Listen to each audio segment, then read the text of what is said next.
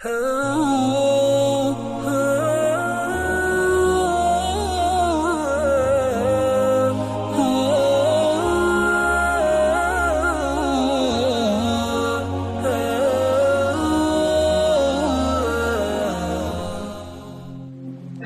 arfal haqqa syahidahu fi kulli syai'. Kalau orang sudah kenal Allah, ya dia akan melihat Allah dalam segala hal. Man fana bihi, barang siapa yang fana dengan kemakrifatan kepada Allah itu sudah fana, ghaba an kulli syai'. Semua apapun menjadi sirna. Langka emas, langka berlian. Singaran watu kalau berlian ku pada akhirnya mah. Pada waktu nih orang. Waman ahabbahu, dan kalau orang sudah mencintai Allah, lam yu'athir alaihi syai'an, dia tidak akan memberikan nilai apapun kepada apapun, tidak bisa dipengaruhi oleh apapun. Jadi ya memang pada akhirnya tingkat kefanaan itu bukan berarti secara fisik kita tidak ada, itu namanya mati. Kalau itu namanya fana mati, itu mah fana kubro namanya, fana yang sama sekali. Fana itu adalah satu kondisi psikologis kita ketika kita sudah tidak berharap kepada siapapun, tidak mencintai siapapun, tidak mengandalkan siapapun, dan tidak melihat apapun, dan tidak merasakan apapun kecuali hanya Dia. Qultu ma'rifatul haqqi hiya syuhudu rububiyatihi fi mazahiri ubudiyatihi. Ma'rifatullah itu ialah kemampuan kita melihat ketuhanan Allah yang melekat pada fenomena ubudiyah kita. Atau taqul hiya al-ghaibah anil ghairiyah bisyuhudil ahadiyah. Ma'rifat itu ialah kesirnaan dari selain Allah dengan hanya menyaksikan yang Maha Esa bisyuhudil ahadiyah. Atau taqul hiya taraqi min syuhudil asbah ila syuhudi alamil arwah. Atau juga adalah peningkatan status kita dari kemampuan melihat alam nyata, alam fisik, kepada melihat alam spirit. Fayakunu jismuka mal asbah wa ruhuka mal arwah. Jadi secara fisik kita bersentuhan fisik kita dengan fisik lagi, tapi ruhani kita bersentuhannya dengan ruhani lagi. Qalu fil mabahis wastash'aru syai'an siwal abdani. Mereka merasakan sesuatu, ada sesuatu siwal abdan selain badan ini. Yad'unahu bil alamir ruhani, yang mereka menyebutnya dengan alam ruhani. Kita sekarang ya insyaallah yang ada di sini sudah mampu merasakan bahwa di dalam bahwa kita ini bukan semata-mata hanya badan, tapi juga ada ruh di dalamnya. Ya, bahwa kita ini adalah sebetulnya makhluk ruhani sebetulnya. Hanya dibungkus, dikemas dengan bungkusan yang bersifat fisik. Kalau tidak ada bungkusnya, ya kita nggak kenal. Itu. Tetapi ketika bungkusnya terlalu bagus, akhirnya penilaiannya itu kepada bungkusnya.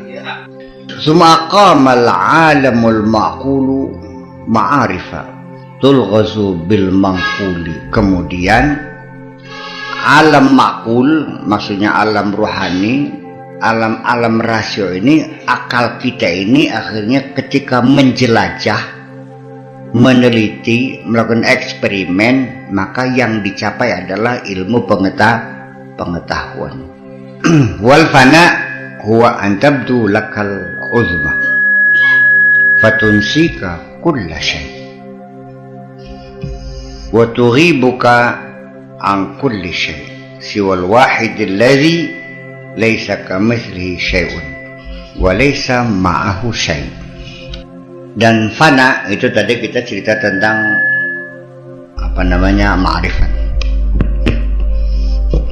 Ini fana itu apa? Fana itu ialah ketika engkau melihat suatu kebesaran dan keagungan, fatunsika kulla syai', sehingga engkau melupakan segala-galanya.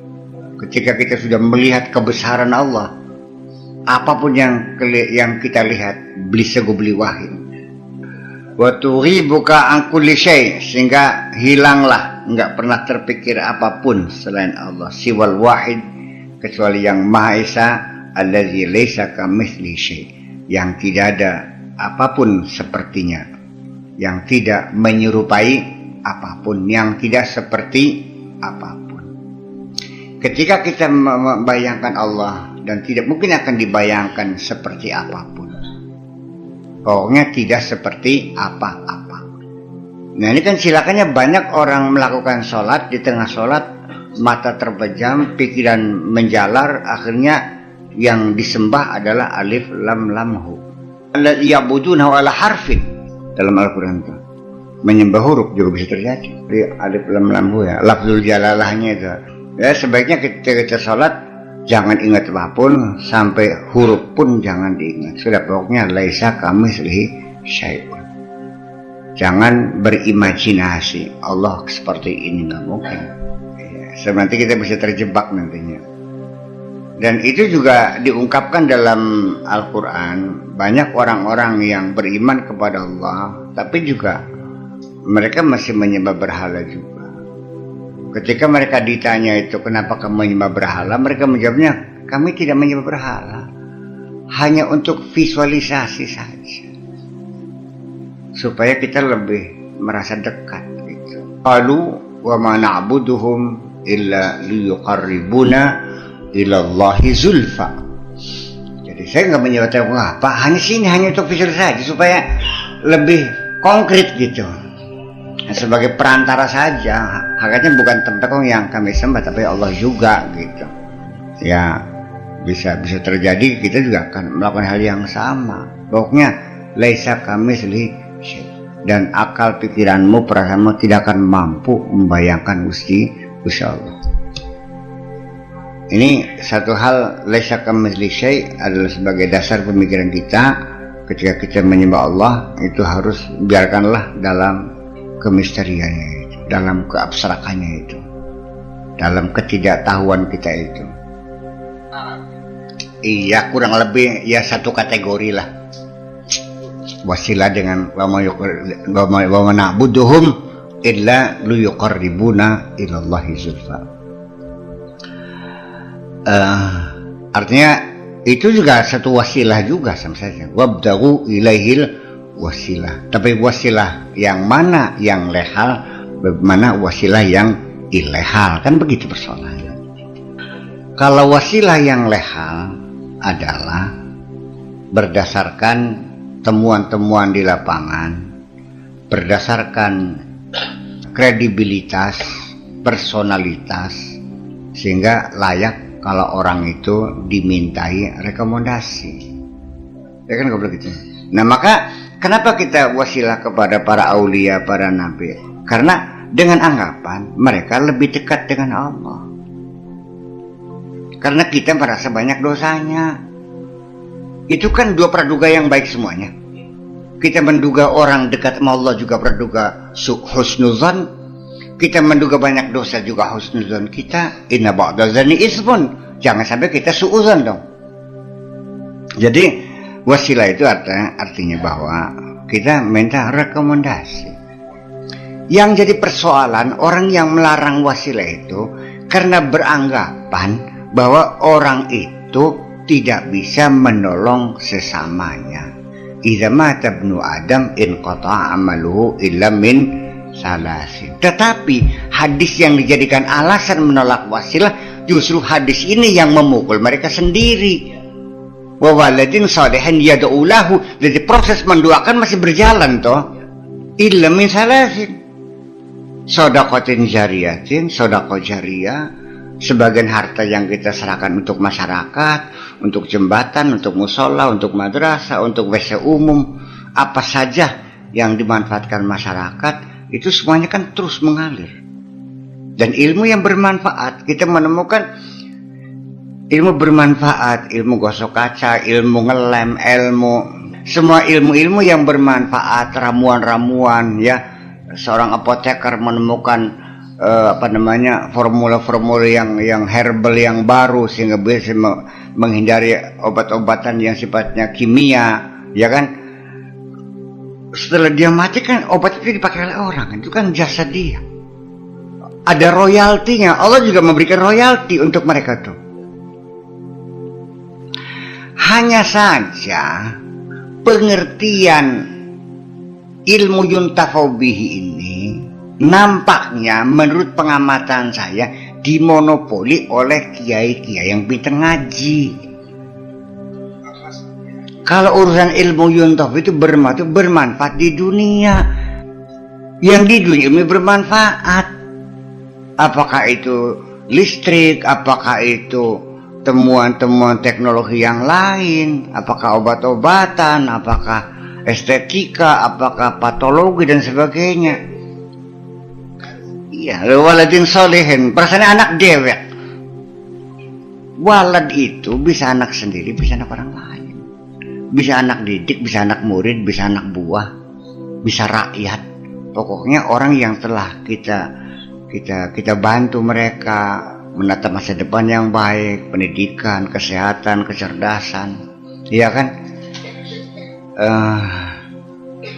Itulah anak-anak kita juga, mereka akan mendoakan kita. Jadi nanti kalau kamu jadi kiai, punya pesantren, banyak santrinya, mereka bisa baca Quran, bisa sholat, sekolahnya ijazah, bisa kerja, bisa berkeluar dengan baik, bisa ngasih makan anak istrinya dengan halal karena mendapat pendidikan keterampilan dari kamu semuanya. Mereka mendoakan kok. Jadi berlanjut enggak kita menolong mereka? Lah iya. Lah ketikanya merekanya sudah mati gimana? Ya kita kirimnya, ya barang aja mendapat keringanan ampun dari Allah. Nah ketika merekanya orang-orang syuhada solehin, sama, mereka juga makhluk. Mereka bukan Tuhan kok, mereka makhluk. Tapi jasad dan rohnya sudah terpisah. Secara ruhani mereka makhluk. Apalagi sebagai para syuhada yang Allah mengatakan wala tahsabanna allazina qutilu fi sabilillahi amwata bal hum ahyaun 'inda rabbihim yurzaqun. Mereka belum mati kok, masih hidup dan masih mendapat rezeki, masih bisa merekomendasikan kita, masih bisa meniliki kita. Nah kalau mereka para syuhada, para aulia yang statusnya belum mati, masih mendapat rezeki, ya why not? Mengapa tidak mereka juga bisa mendoakan kita? Dan saling doa mendoakan ini adalah merupakan satu gagasan yang sangat cerdas sekali, membangun persaudaraan antar kita. Jami'il muslimina wal muslimat wal mu'minina wal mu'minat al ahya' minhum wal amwat, didoakan semuanya. Itu artinya kita saling ingat, saling sayang, saling mendoakan. Ini semuanya kan meredam dendam sosial yang ada pada diri kita.